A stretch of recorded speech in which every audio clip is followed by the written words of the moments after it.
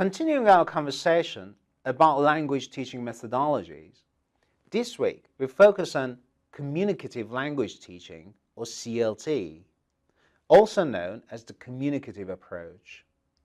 It is important to talk about communicative language teaching because it has been the dominant methodology in a lot of countries and institutions for a long time. And as a result, most language classes and language educators, at least in English-speaking countries, somehow employ some of the principles suggested by this approach, or at least claim that it is the case. Don't forget, CLT is fashionable and nobody wants to appear to have fallen behind. It is of course ironic that CLT is fashionable because it's more than a couple of decades old now.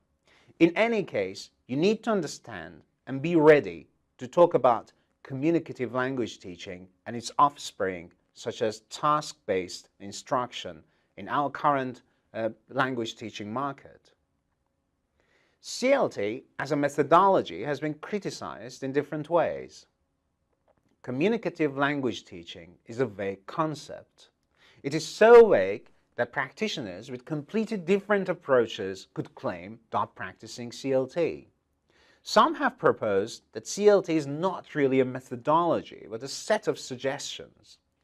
Another criticism has been that CLT claims it is a modern or progressive approach, and because of that, directly and indirectly suggests that the methodologies which came before it were backward, whereas a lot of those approaches also had communicative aspects.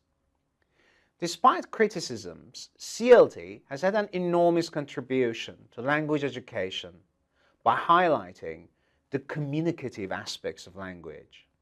CLT reminds us that people have always learned the mother tongues through authentic communication with the parents, family members, peers, and community members. So communication is the means of language learning. Communication also is the goal of learning languages. Apart from exceptions, people don't learn a new language just for the sake of learning a language.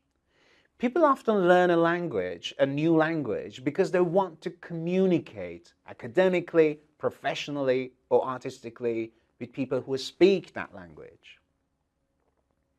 If you look at communicative language teaching through this lens, I mean an emphasis on communication and communicative teaching methods, CLT has a great deal to offer, particularly as a pedagogical resource built by practitioners who have engaged with CLT in different parts of the world in the past decades. Perhaps what I can do in this short video is give you a list of some of the major communicative practices. But let me stress that at the same time, this list is by no means exhaustive.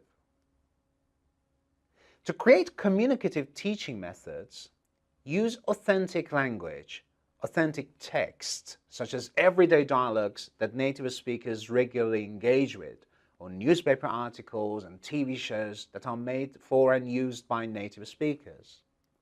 Have students guess the intentions of speakers or writers to figure out what they are trying to communicate. For instance, in comprehension exercises, move beyond testing a student's knowledge of vocabulary and ask them to identify the communicative situation. Instead of describing the content, ask them to complete communication by responding to what other people say or have written. You don't have to understand every single word or be grammatically perfect to complete a communicative interaction. Lexical and syntactic precision is important, but more important in a communicative approach is an emphasis on clarity, coherence, and unity. Ideas can be communicated if you make a few grammatical mistakes, but you cannot communicate your thoughts if you don't present them in a coherent way. Have your students engage with games, role play, pair work, group work, and collaborative activities. Let the students develop the linguistic skills through peer interaction and communication. Let your students express their ideas freely. Don't forget that in a communicative class, there should be more student talk than teacher talk. Create authentic social contexts where students have to mainly worry about communication rather than strict linguistic rules. If you are in an ESL context, take your students to a coffee shop and ask them to order drinks.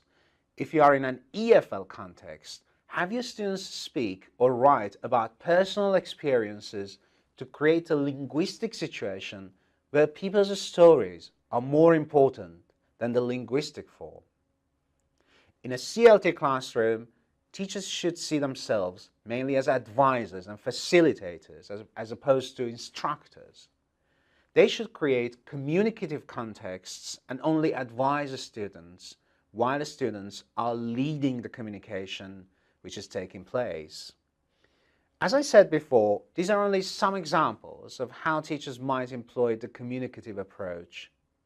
I look forward to hearing from you about your interpretations of CLT.